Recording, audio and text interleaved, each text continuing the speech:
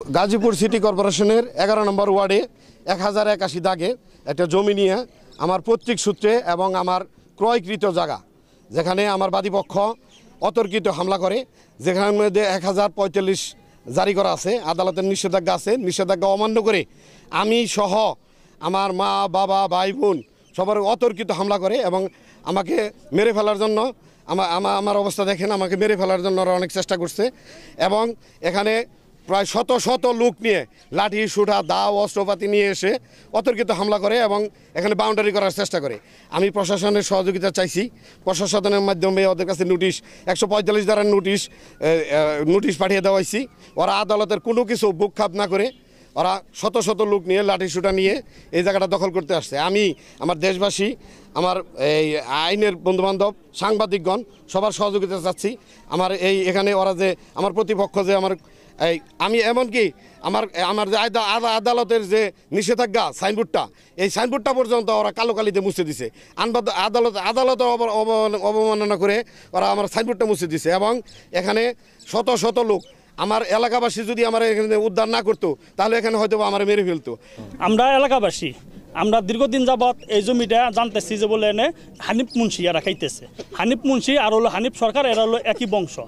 এখন যদি এদের জমিতে কাগজপাতিতে কোনো ডিস্টার্ব থাকে, এই জমিটা দীর্ঘদিন ধরে কোর্টে মামলা চলতেছে। আপনার যে জমি কোর্টে মামলা চলে, যে জমি আপনার কোর্ট থেকে এনে নিষেধাজ্ঞা আসছে, নিষেধাজ্ঞা মানেই যে বলে দুপক্ষে কোনো কাজকাম করবেন না, দুপক্ষে নিরাপত্তা থাকবেন, কোর্টে যে রায় হবে সেই রায় মতো আপনারা জমি বুঝিয়ে নেবেন।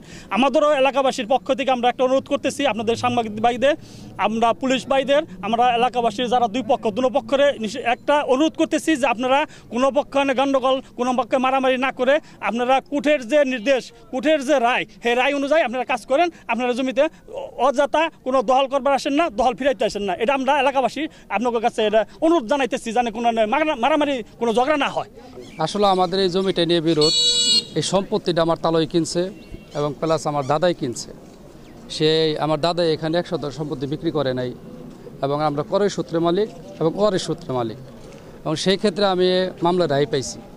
এবং আমাদের গ্রাম্য এলাকায় যে বর্তমান সাবেক কাউন্সিলর ছিল, এই কাউন্সিলরের মাধ্যমে আমরা এখানে একটানা 3 বছর এই জমিটা নিয়ে বারবার বসা হয়েছে। সেই ক্ষেত্রে আমাদের কাউন্সিলর আমাদের পক্ষে একটা রায় দিছে, আমরা সেই রায়ও পাইছি এবং এসিলেন স্যার আমাদের পক্ষে একটা রায় দিছে। রায় পাওয়ার পর আমরা খাজনা খারিজ করছি। খাজনা খারিজ করার পরে আমরা এই জমিতে আমরা অনেক দিন যাবতীয় আমরা আছি বর্তমান জমিতে। এবং সেই ক্ষেত্রে আমার জমি এখন বর্তমানে বাউন্ডারি ছিল, সাইনবোর্ডটাও ছিল।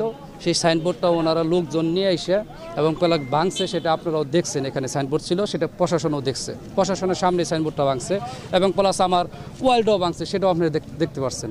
তো সেই ক্ষেত্রে আমার বাপ দাদার প্রতি সম্পত্তি, আমার দাদার কিনার সম্পত্তি, সেই অনুযায়ী আমি আমার বাপের সম্পত্তি এখানে আমার অবস্থান করছি এবং এই সম্পত্তি আমরা এখান থেকে 9.5% সম্পত্তি আমি বিক্রিও করছি, তাদেরকে বাড়িঘর করে বুঝিয়েও দিছি।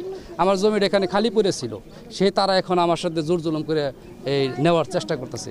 এটাই হলো বিবরণ। যদি আমি সেই নোটিশটা পাইতাম তাহলে কিন্তু আমার এই যেভাবে আছে সেভাবেই থাকতো। এটা কিন্তু নোটিশটা আমার কাছে এখন পর্যন্ত এসে পৌঁছায় নাই। সেই ক্ষেত্রে আমি যেহেতু জমি আমার আগে গুনে আমি খাইতেছি, আমার এখানে তো বাধা দেয় নাই কেউ, এবং আজকেও আমার যে কাজ করছে তাও কেউ বাধা দেয় নাই। যখন এখানে পুলিশ আসছে তখন তারা ওখান থেকে লোকজন নিয়ে এসে আমার সাইনবোর্ড প্লাস আমার বাউন্ডারি সেটা ভেঙে গেছে।